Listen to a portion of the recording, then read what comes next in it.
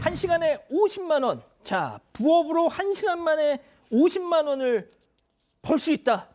네. 야, 이런 부업이 있으면 저 이거 사건 반장 안 하고 제가 하죠, 저거. 네, 인터넷 맘카페 회원들을 속였던 광고인데요. 그러니까요. 일단 이 맘카페 회원들을 속여가지고 연락처를 받아냅니다. 그리고 이 연락처를 통해서 불법 광고를 하고 또 여기다가 투자를 유인해서 돈을 가로챈 일당이 붙잡혔습니다. 말씀하신 대로 1시간이면 50만 원을 벌 수 있다고 해서 솔깃했던 건데 피해액이 무려 25억 원이나 됩니다. 20, 30대 여성 600여 명 그리고 남성 100여 명이 이 광고에 속았습니다.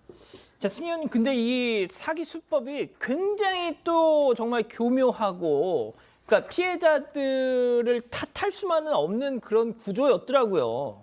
뭐 이게 사실 지금 같은 힘든 상황에서 1시간에 50만 원 부업이라는 게 또 이렇게 들어오면 그게 집중할 수밖에 없는 거잖아요. 이게 뭐 사람의 욕심을 우리가 탓할 게 아니라 지금 있는 상황에서 지금 절박한 사람들은 그 부분에 분명히 이야기할 수 있는 것이고 저 문구를 보면 굉장히 이렇게 혹할 수밖에 없는 부분. 그래서 제가 봤을 때 피해자들의 어떤 문제가 아니라 가해자 사기를 치려고 하는 사람이 너무나 지능적으로 사람들의 마음을 움직였다 이런 말씀 드리겠습니다.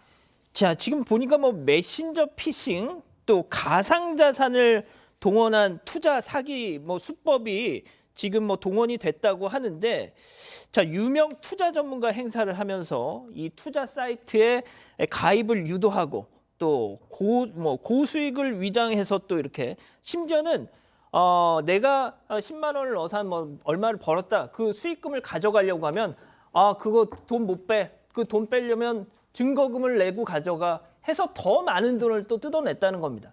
자, 그런데 이게 끝이 아니라 몸캠 피싱까지 했다고요? 몸캠 많은 분들이 들어봤을 겁니다.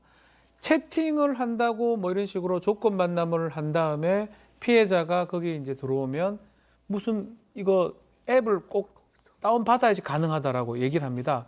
그 앱은 그런 앱은 아닙니다. 이걸 다운 받아 보면 자신의 전화번호라든지 이런 것들이 다 나가버리는.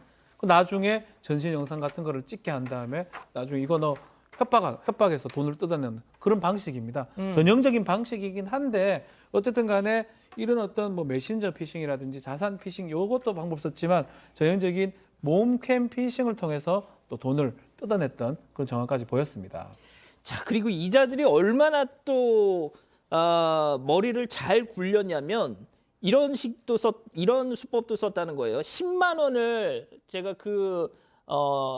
거기다 입금을 하면은 그 웹사이트 화면에 그 10만 원이 불어나서 50만 원이 딱 이렇게 수익금이 난 것처럼 그 사이트 그림을 조작을 했다는 겁니다. 자, 그러면은 이 주부들이 그런 걸 봤을 때 어머머, 내 돈 이렇게 불어났네 할 거 아니에요. 자, 그러다 보니까 이게 계속 정말 이 피해액이 커졌다는 건데, 자, 문제는 앞서 이제 승 의원님 말씀하셨던 것처럼 수십억 원의 피해액이 지금 불어났. 자, 그런데 말이죠, 소장님. 진짜 어떻게 보면 이 맘카페 회원들 대부분 주부실 텐데 정말 아끼고 정말 모아놓던 돈, 와, 이렇게 하면 좀 돈을 벌 수 있겠구나 해서 이렇게 한 걸 거 아니에요. 그러니까 기본적으로 맘카페에 들어와 있다 그러면 일단 20, 30대 주부들이 가장 많은 거죠. 네, 정보를 공유하려고, 아이들을 키우는 정보를 공유하려고 육아 때문에 이제 들어오시는 분이 많으니까. 그러니까 당연히 젊은 여성들이 타깃이 됐을 가능성이 높고요. 또 이제 예전에 직장을 다니셨던지 아니면은 바로 결혼을 하셨던지 이 시간에는 아이들을 키우느라 사회적으로 일단 굉장히 이런 주식이나 이런 정보가 한계가 있잖아요. 그렇죠. 아이들은 계속 길러야 되니까 너무 바쁘고 그러다 보니까 그냥 이런 부분에 대해서 구체적으로 더 알아보기가 쉽지 않았을 수 있고요. 또 20, 30대다 보니까 기본적으로는 SNS를 신뢰하죠. 그렇기 때문에 SNS 접근성도 높고 여기서 그렇죠. 이렇게 보니까 완전히 믿을 수 있게 하니까 이거는 정말 내가 해볼 수 있겠다라고 생각을 하고 그렇게 투자를 하신 것 같습니다. 예. 자, 지금 말이죠, 승 의원님, 피해자분들이 대출까지 받아서 여기다 투자를 했다는 거예요. 참, 그러면은 야, 이거 정말 피해액이 보통 또 이러면은 또 신랑들도 또 이걸 얘기해야 되나 말아야 되나 또 막 이런 고민도 생길 테고요.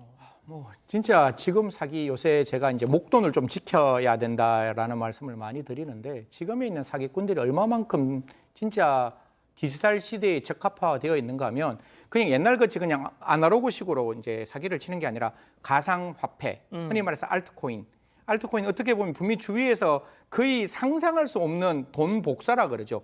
어제 100만 원인데 오늘 200만 원 되는 경우가 있거든요. 근데 내가 그걸 못 찾는 거예요. 수많은 알트코인이 있으니까.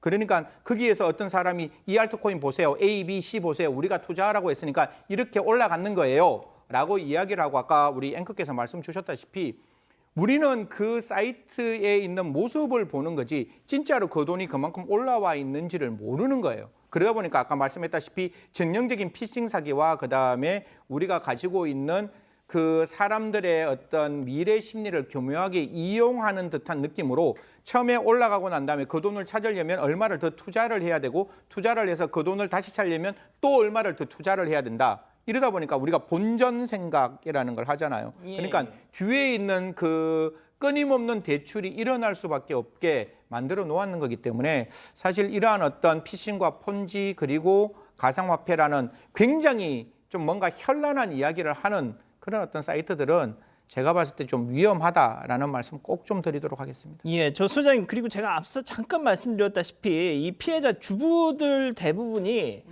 아무래도 이 목돈 뭐 대출까지 받아서 저런 사기를 당했으니까 그 남편한테 이런 얘기 꺼내기 쉽지 않잖아요. 그래서 실제로 많은 분들이 가정 불화를 우려해서 경찰에 신고를 하지 않았다는 거예요. 근데 저는 이분들의 마음이 너무 공감이 돼요. 왜냐하면 주부님들이 사실 아이 키우고 살림하면 굉장히 바쁘거든요. 저도 아이도 완전히 올인해서 아이도 키워봤고 정말 일도 많이 해봤지만 뭐가 더 힘드냐 그럼 아이를 올인해서 키우는 게 더 힘들더라고요. 그런데도 불구하고 주부들은 어떤 마음을 가지고 있냐면요. 나는 돈을 못 버니까 너무 미안하고 신랑한테 뭔가 돈 타서 써야 될 것 같고 그런 마음을 갖고 있는 게 저는 늘 이건 합리적이지 않다는 생각이 들었는데 그런 마음을 갖고 있으면서 또 우리 사회에서 어떤 평가가 있냐면 이렇게 뭔가 재테크를 해서 성공한 그 여자들을 굉장히 그 막 높여주면서 어떤 집 여자들은 주식해서 돈 벌었대, 부동산으로 몇 배 돈 벌었대, 가상화폐에서 똑똑해 막 이런 식으로 평가를 하는 거예요. 아이고. 그럼 내가 가지고 있는 200만 원을 어떻게든지 내가 불려서 좋은 아내가 되고 싶은 거죠. 그래서 굉장히 이런 평가가 좀 안타깝다는 생각이 들고 경찰에 신고하지 않은 분들이 그렇게 많다네요. 예. 자, 박 변호사님은 그 사모님이 그 어떻게 다른 또 일을 하십니까? 안 합니다. 전업주부신가요? 예. 예. 그러면 사모님한테 내가 벌어주는 돈으로 말이야 이런 말씀 안 하시죠? 하시는 거예요 지금? 우리 집 와봤습니까? 그러진 않는데 가끔씩 이렇게 투자 같은 걸 하고 싶어서 저한테 뭐 물어보긴 사모님이? 하더라고요. 예. 어. 저는 뭐 하고 싶으면 해라. 타박 안 하시죠? 뭐 알아서 해라. 예. 왜 이렇게 힘이 없으세요 말씀에? 깜짝 놀랐어요. 우리 집에 와보시는 것 같아가지고. 근데 안타깝죠. 안타깝고. 근데 좀 그런 거 이런 의논을 좀 하면 좋은데요. 뭐 저는 저희 집에서 뭐 아내 그 방송 한번 보고 있을 것 같긴 한데 가끔 해요. 대부분 꼬른다 해야 되나요? 잃어요. 예. 아유, 방송에서 꼬른다. 잃은다고 하죠. 아니, 방송도 많이 하시면서. 잃은. 하락하는 그런 예, 예. 상황. 그러면 그런 대로 또 경험이 되는 거고. 근데 이제 큰 돈을 하진 않죠. 이렇게 예. 큰 돈을. 큰 돈 할 때 이제 문제가 되는 거고. 그래서 큰 이익을 누가 준다고 했을 때는 그때는 조금 이렇게 경계를 해야 된다. 이 말씀은 항상 사기죄 얘기할 때 이런 얘기를 드립니다. 내가 그런 운은 없다. 그 이상의 하루에 50만 원 어떻게 세상에 봅니까? 그걸 누가 소개를 해줍니까? 1시간? 그렇죠. 1시간에. 그렇다면 그건 거짓말일 가능성은 없고요. 이 사람들 지금 주범들은 검거가 됐는데 이 사람들이 대부분 20대입니다. 20대가 더 어른들을 속여가지고 뭐 디지털 이런 것들을 이용해가지고 일단은 특경법, 뭐 사기죄 등등으로 구속이 됐고 일부는 지금 도망에 가 있고 외국에 도망가서 좀 인터폴 수배를 한 그런 상황입니다. 그렇군요. 자, 백 기자, 짧게 이런 일 당하지 않기 위해서 어떻게 좀 주의를 해야 될까요? 네, 경찰에서는 이제 금융기관이나 투자 전문가 사칭하는 그런 투자 유도하는 SNS 메시지 가급적 믿지 말라고 하고 있고 또 맘카페 통해서 휴대전화 번호 이런 거 개인정보 공유하는 거를 좀 그만하는 게 좋겠다 이렇게 조언을 줬습니다. 알겠습니다. 박지훈 변호사님이 또 이렇게 또 멋진 모습이 있었다는 게 참 놀랍습니다.